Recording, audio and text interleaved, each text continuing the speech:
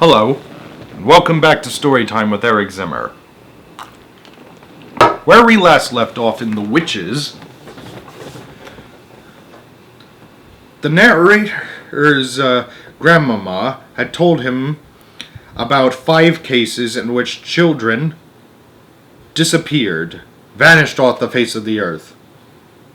Well, not all of them, but let's just say they all encountered witches, because that's exactly what happened. Now we're going to find out some secrets about witches. This will be interesting, to say the least. You ready? Alright, let's begin. Chapter 3. How to Recognize a Witch. The next evening after my grandmother had given me my bath, she took me once again into the living room for another story. Tonight, the old woman said, I am going to tell you how to recognize a witch when you see one. Can you always be sure? I asked. No, she said, you can't, and that's the trouble. But you can make a pretty good guess. She was dropping cigar ash all over her lap. I hoped she wasn't going to catch on fire before she told me how to recognize a witch. In the first place, she said, a real witch is... In the first place, she said, a real witch is certain always to be wearing gloves when you meet her. Surely not always, I said. What about in the summer when it's hot? Even in the summer, my grandmother said, she has to. Do you want to know why? Why? I said. Because she doesn't have fingernails. Instead of fingernails, she has thin, curvy claws like a cat, and she wears the gloves to hide them. Mind you, lots of very respectable women wear gloves, especially in the winters. That's true. So this doesn't help you very much. Mama used to wear gloves, I said. Not in the house, my grandmother said. Witches wear gloves even in the house. They only take them off when they go to bed. How do you know all this, Grandmama? Don't interrupt, she said. Just take it all in. The second thing to remember is that a real witch is always bald. Bald? I said. Bald as a boiled egg, my grandmother said. I was shocked. There was something indecent about a bald woman. Why are they bald, Grandmama? Don't ask me why, she snapped. But you can take it from me that not a single hair grows on a witch's head. How horrid! Disgusting, my grandmother said. If she's bald, she'll be easy to spot, I said. Not at all, my grandmother said. A real witch always wears a wig to hide her baldness. She wears a first-class wig, and it is almost impossible to tell a really first-class wig from ordinary hair unless you give it a pull to see if it comes off. And that's what I'll have to do, I said.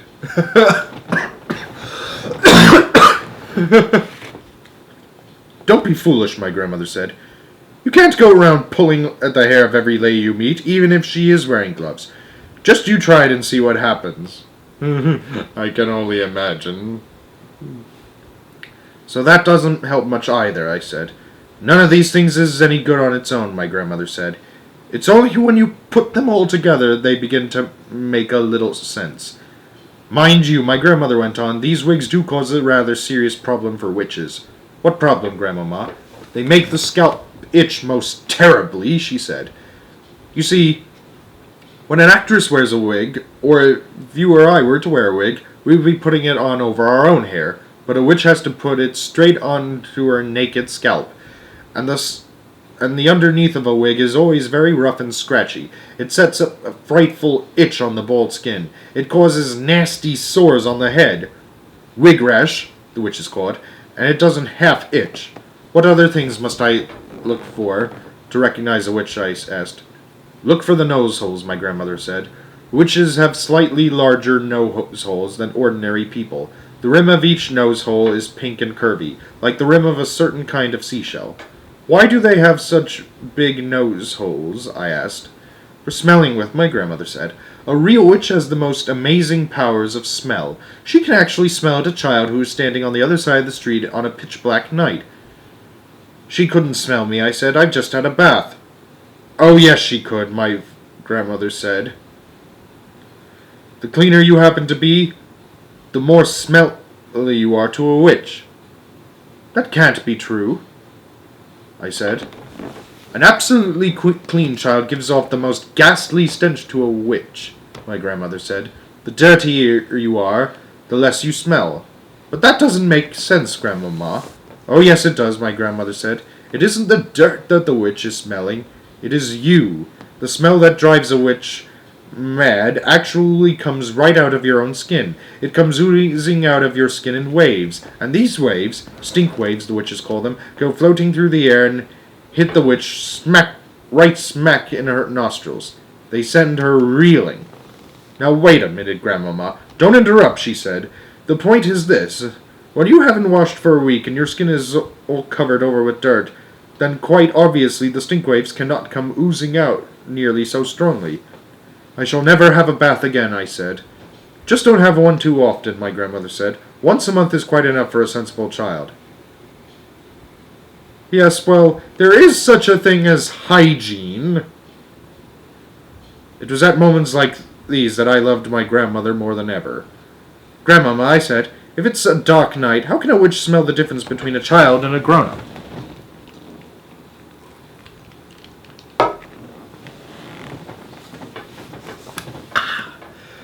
Because grown-ups don't give out stink waves, she said. Only children do that. But I don't really give out stink waves. Do I said. I'm not giving them out to this very moment, am I? Not to me you aren't, my grandmother said. To me you are smelling of like raspberries and cream. But to a witch you would be smelling absolutely disgusting. What would I be smelling of, I asked. Dog's droppings, my grandmother said. Ugh! I reeled. I was stunned. Dog's droppings, I cried. I am not smelling of dog's droppings. I don't believe it. I won't believe it. What's more, my grandmother said, speaking with a touch of relish, to a witch you'd be smelling of fresh dog's droppings. Ugh! That is simply not true, I cried. I know I am not smelling of dog's droppings, stale or fresh.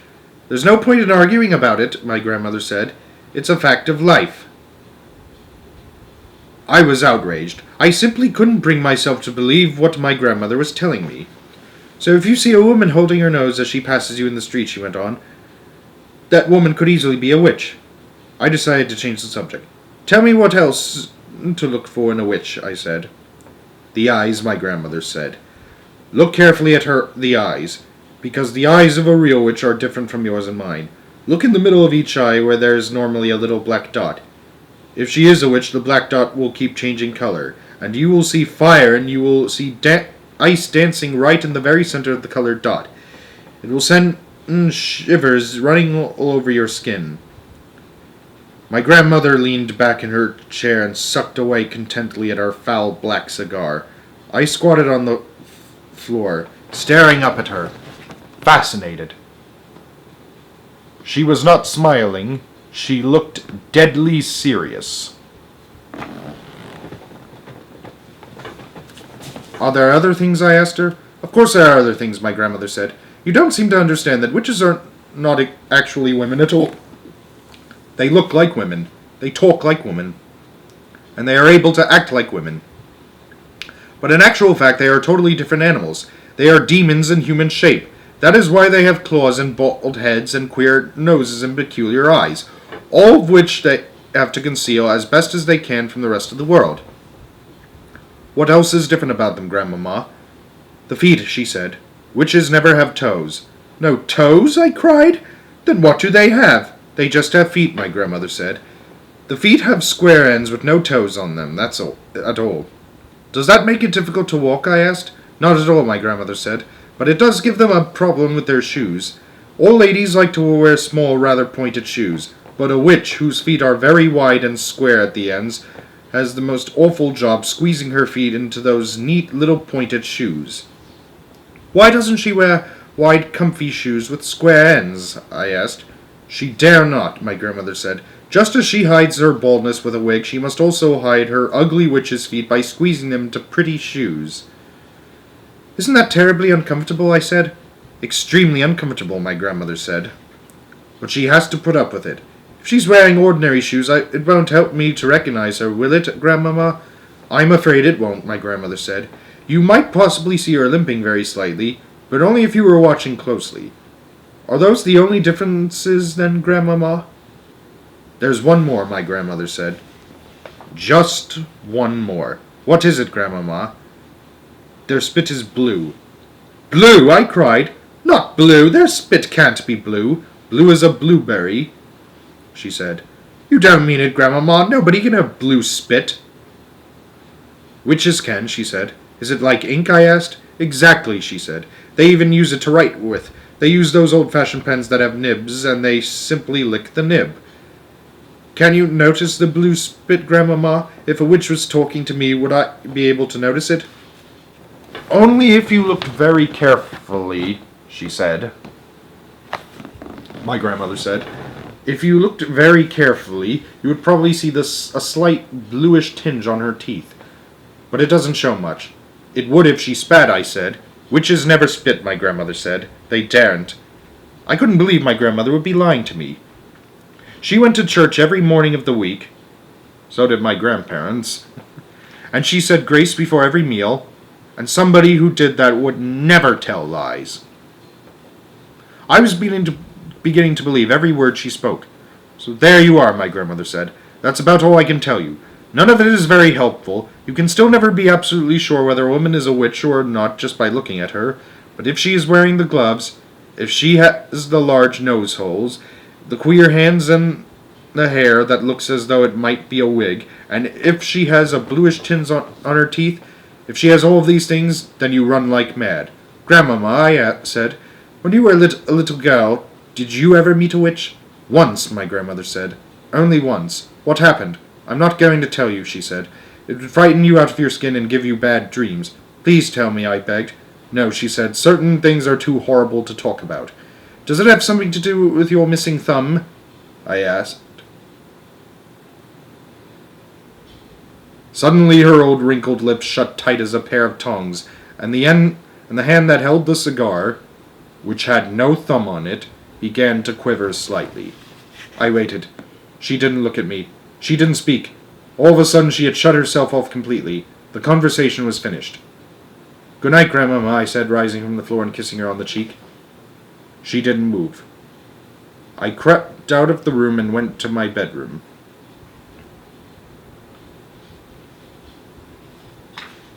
Chapter 4. The Grand High Witch. The next day a man in a black suit arrived at the house carrying a briefcase, and he held a long conversation with my grandmother in the living room. I was not allowed in while he was there. But when at last he went away, my grandmother came in to me, walking very slowly and looking very sad. That man was reading me your father's will, she said. What is a will? I asked her. It is something you write before you die, she said, and in it you say who is going to have your money and your property. But most important of all, it says who is going to look after your child if both the mother and father are dead. A fearful panic took hold of me. It did say you, Grandmama, I cried. I don't have to go with somebody else, do I? No, she said, your father would never have done that. He has asked me to take care of you for as long as I live. But he has also asked that I take you back to your own house in England. He wants us to stay there. But why, I said, why can't we stay here in Norway? You would hate to live anywhere else. You told me you would. I know, she said, but there are a lot of complications with money and with the house that you wouldn't understand. Also, it said in the will that although all your family is Norwegian, you were born in England and you have started your education there, and he wants you to continue going to English schools. Oh, Grandmama, I cried, you don't want to go and live in our English house. I know you don't. Of course I don't, she said, but I'm afraid I must. The will said that your mother felt the same way about it, and it is important to respect the wishes of the parents. There was no way out of it. We had to go to England, and my grandmother started making the preparations at once. Your next school term begins in a few days, she said, so we don't have any time to waste. On the evening before we left for England, my grandmother got on to her favorite subject once again. There are not as many witches in England as there are in Norway, she said. I'm sure I won't meet one, I said. I sincerely hope you won't, she said, because those English witches are probably the most vicious in the whole world. As she sat there smoking her foul cigar and talking away, I kept looking at the hand with her missing thumb. I couldn't help it. I was fascinated by it, and I kept wondering what awful thing had happened that time when she had met a witch. It must have been something absolutely appalling and gruesome, otherwise she would have told me about it. Maybe the thumb had been twisted off, or perhaps she had been forced to jam her thumb down the spout of a boiling kettle until it was steamed away. Or did someone pull it out of her hand like a tooth? I couldn't help trying to guess. And I don't think I want to know. Tell me what those English witches do, Grandmama, I said. Well, she said, sucking away at her stinking cigar, their favorite ruse is to mix up a powder that will turn a child into some creature or other that all grown-ups hate. What sort of creature, Grandmama? Often it's a slug, she said. A slug is one of their favorites. Then the grown-ups step on the slug and squish it without knowing it's a child. That's perfectly beastly, I cried. Or it might be a flea, my grandmother said. They might turn you into a flea, and without realizing what she was doing, your own mother would get out the flea powder, and then it's goodbye to you. Goodbye, you. You're making me nervous, Grandmama. I don't think I want to go back to England. I've known English witches, she went on, who've turned children into pheasants, and then sneaked the pheasants up into the woods the very day before the pheasant shooting season opened. Ouch, I said. So they get shot? Of course they get shot, she said, and then they get plucked and roasted and eaten for supper. I pictured myself as a pheasant, flying frantically over the men with the guns, swerving and dipping as the guns exploded below me. Yes, my grandmother said, it gives the English witches great pleasure to stand back and watch the grown-ups doing away with their own children. I really don't want to go to England, Grandmama. Of course you don't, she said, nor do I, but I'm afraid we've got to. Are witches different in every country, I asked. Completely different, my grandmother said, but I don't know much about the other countries. Don't you even know about America? I asked. Not really, she answered, although I have heard it said that over there the witches are able to make the grown-ups eat their own children. Never, I cried. Oh no, Grandmama, that couldn't be true. I don't know whether it's true or not, she said. It's only a rumor I've heard. But how could they possibly make them eat their own children, I asked. By turning them into hot dogs, she said. That wouldn't be too difficult for a clever witch. Does every single country in the world have its witches, I asked. Wherever you find people, you find witches, my grandmother said. There's a secret society of witches in every country. And do they all know one another, Grandmama? They do not, she said. A witch only knows the witches in her own country. She is strictly forbidden to communicate with any foreign witches. But an English witch, for example, will know all the other witches in England. They are all friends. They ring each other up. They swap deadly recipes. Goodness knows what else they talk about. I hate to think. I sat on the floor watching my grandmother. She put her cigar stub in her ashtray and folded her hands across her stomach. Once a year, she went on, the witches of each separate country hold their own secret meeting. They all get together in one place to receive a lecture from the Grand High Witch of all the world. From who? I cried. She is the ruler of them all, my grandmother said. She is all-powerful. She is without mercy. All other witches are petrified of her. They see her only once a year at their annual meeting. She goes there to whip up excitement and enthusiasm and to give orders. The Grand High Witch travels from country to country attending these annual meetings. Where do they have these meetings, Grandmama? There are all sorts of rumors, my grandmother answered. I have heard it and said that they just book into a hotel like any other group of women who are holding a meeting. I have also heard it said that some very peculiar things go on in the hotels they stay in. It is rumored that the beds are never slept in, that there are burn marks on the bedroom carpets, and toads are discovered in the bathtubs, and that down in the kitchen the cook once found a baby crocodile swimming in its saucepan of soup. My grandmother picked up her cigar and took another puff, inhaling the foul smoke deeply into her lungs. Where does the Grand High Witch live when she's at home? I asked. Nobody knows, my grandmother said. If we knew that, then she could be rooted out and destroyed. Witchophiles all over the world have spent their lives trying to discover the secret headquarters of the Grand High Witch. What is a witchophile, Grandmama? A person who studies witches and knows a lot about them, my grandmother said. Are you a witchophile, Grandmama? I am a retired witchophile, she said. I'm too old to be active any longer. But when I was younger, I traveled all over the globe trying to track down the Grand High Witch. I never came even close to succeeding. Is she rich? I asked. She's rolling, my grandmother said. Simply rolling in money. Rumor has it that there is a machine in her headquarters which is exactly like the machine the government uses to print the banknotes you and I use. After all, banknotes are only bits of paper with special designs and pictures on them. Anyone can make them who has the right machine and the right paper. My guess is that the Grand High Witch makes all the money she wants and she dishes it out to the witches everywhere. What about foreign money? I asked. Those machines can make Chinese money if you want them to, my grandmother said. It's only a question of pressing the right button. But Grandmama, I said, if nobody has ever seen the Grand High Witch, how can you be so sure she exists? My grandmother gave me a long and very severe look. Nobody has ever seen the devil, she said. Thank God for that, too. But we know he exists. The next morning we sailed for England, and soon I was back in the old family house in Kent, but this time with only my grandmother to look after me.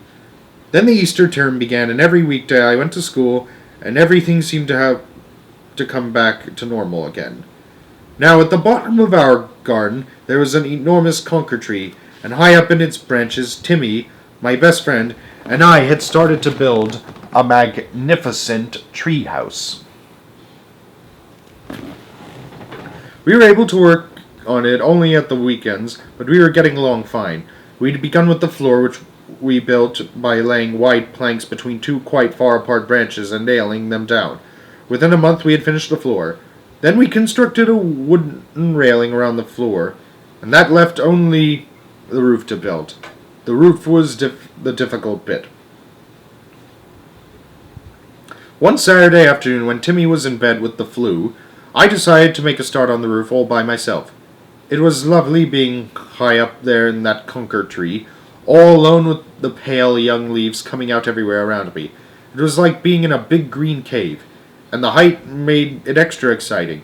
My grandmother had told me that if I fell I would break a leg, and every time I looked down, I got a tingle along my spine.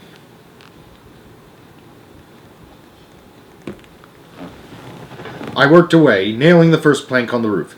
Then suddenly out of the corner of my eye, I caught sight of a woman standing immediately below me. She was looking up at me and smiling in the most peculiar way. When most people smile, their lips go out sideways. This woman's lips went upwards and downwards, showing all her front teeth and gums. The gums were like raw meat. Ugh. It was always a shock to discover that you are being watched when you think you are alone. And what was this strange woman doing in our garden, anyway? I noticed she was wearing a small black hat, and she had black gloves in her hands, and the gloves came nearly up to her elbows. Gloves! She was wearing gloves. I froze all over. I have a present for you, she said, still staring at me, still smiling, still showing her teeth and gums. I didn't answer. Come down out to that tree, little boy, she said, and I shall give you the most exciting present you have ever had. Her voice had a curious rasping quality. It made a sort of metallic sound as though her throat was full of drawing pins. Without taking her eyes from my face, she was very slowly put one of those gloved hands into her purse and drew out a small green snake. She held it up for me to see. It's tame, she said. The snake began to coil itself around her forearm. It was brilliant green. If you come down here, I shall give them to you, she said. Oh, Grandmama, I thought, come and help me. Then I panicked. I dropped the hammer and shot up that enormous tree like a monkey. I didn't stop until I was as high as I could possibly go, and there I stayed, quivering with fear. I couldn't see the woman now. There were layers and layers of leaves between her and me. I stayed up there for hours, and I kept very still. It began to grow dark. At last I heard my grandmother calling my name. I'm up here, I called back. Come down at once, she called out. It's past your supper time. Grandmama, I shouted, has that woman gone? What woman? My grandmother called back. The woman in the black gloves. There was a silence from below. It was the silence of somebody who was too stunned to speak. Grandmama, I shouted again. Has she gone? Yes, my grandmother answered at last. She's gone. I'm here, my darling. I'll look after you. You can come down now. I climbed down. I was trembling. My grandmother enfolded me in her arms. "I've seen a witch," I said. "Come inside," she said. "You'll be all right with me." She led me into the house and gave me a cup of hot cocoa with lots of sugar in it. "Tell me everything," she said. I told her. By the time I had finished, it was my grandmother who was trembling. Her face was ashy gray, and I saw her glance down at the hand of hers that didn't have a thumb. "You know what this means," she said. "It means that there's one of them live in our district. From now on, I'm not letting you walk alone to school." "Do you think she could be after me especially?" I asked. "No," she said, "I doubt that. One child is as good as any other to those creatures." It is hardly surprising that after that I became a very witch-conscious little boy. If I happened to be alone on the road and saw a woman approaching who was wearing gloves, I would quickly skip across to the other side. And as the weather remained pretty cold during the whole of that month, nearly everybody was wearing gloves. Curiously enough, though, I never saw the woman with the green snake again. That was my first witch.